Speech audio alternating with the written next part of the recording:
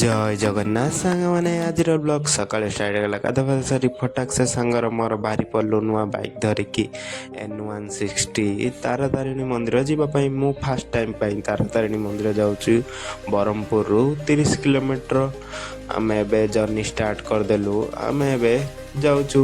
ପବନ ବି ହେଉଛି ଅଳ୍ପ ଅଳ୍ପ, ଆଉ ମେଘ ପାଗ ବି ଅଛି, ଖରା ପାଗ ନାହିଁ। ଖରା ପାଗ ଥିଲେ ଗରମ ବି ଲାଗିଥାନ୍ତା। ତାପରେ ଶୀତ ଦିନଟା ମନ୍ଦିର ବୁଲିଲେ ବଢ଼ିଆ ଲାଗିବ।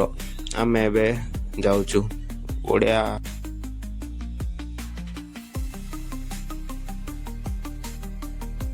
ଫାଇନାଲ ତାରାତାରିଣୀ ଗେଟ୍ ପାସ୍ କରିଦେଲୁ। ଏବେ ଅଳ୍ପ ଦୂର ଯେଉଁ ବଡ଼ ପାହାଡ଼ଟା ଦେଉଛି, ପାହାଡ଼ ଉପରେ ତାରାତାରିଣୀ ମନ୍ଦିର ଅଛି।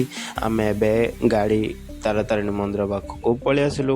ଟିକଟ କାଟିକି ଗାଡ଼ି ସାଇଡ଼ରେ ରଖିଦେଲୁ। ଟିକଟ ପ୍ରାଇସ୍ 20 ଟଙ୍କା। ତୁମେ ବି ଆସ, ମାଆଙ୍କୁ ଦର୍ଶନ କରିବ। ଗାଡ଼ି ରହିଗଲା, ଚାବି ଲକ୍ କରିକି ଏବେ ମନ୍ଦିର ପାଖକୁ ଯିବୁ। ତାପରେ ବସ୍ର ଟିକଟ କାଟିକି ବସ୍ରେ ବସିବାକୁ ଆମେ ସାଙ୍ଗର ମୋର ଚାଲି ଚାଲି ଯାଉଛୁ। ଆଜି ବଢ଼ିଆ କୁଲକୁଲ ପବନ ବି ହେଉଛି। ଏବେ ବସ୍ ଷ୍ଟାଣ୍ଡରେ ବସ୍ରେ ବସିଗଲୁ।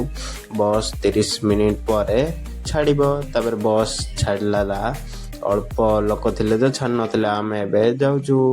ଫାଇନାଲ ଆମେ ପହଞ୍ଚିଗଲୁ, ମନ୍ଦିର ପାଖରେ ଅଛୁ। ବସ୍ରେ ଓହ୍ଲିକି ଏବେ ମନ୍ଦିର ଭିତରକୁ ଚାଲି ଚାଲି ଯିବାକୁ ପଡ଼ୁଛି। ପୁରା ଗହଳି ଅଛି, ହଜାର ହଜାର ଭକ୍ତଙ୍କ ଭିଡ଼ ଲାଗିଛି ମାଆଙ୍କୁ ଦର୍ଶନ କରିବା ପାଇଁ। ଜୟ ମା ତାରାତାରିଣୀ।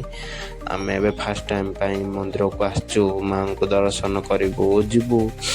ଚାଲ ଯିବା, ଦେଖିବା ମନ୍ଦିର ଭିତରେ ମାଆଙ୍କୁ, ଆଉ ଲୋକମାନେ କେମିତି ଭିଡ଼ ଲାଗିଛି ଓ ଲାଇନ୍ ଲାଗିଛି। ଆମେ ଏବେ ଦେଖନ୍ତୁ ଖେଳନା ଆଉ ସବୁ ଜିନିଷ, ଚଣା ଆଉ ସରବତ ସବୁ ମିଳୁଛି ଏଠି।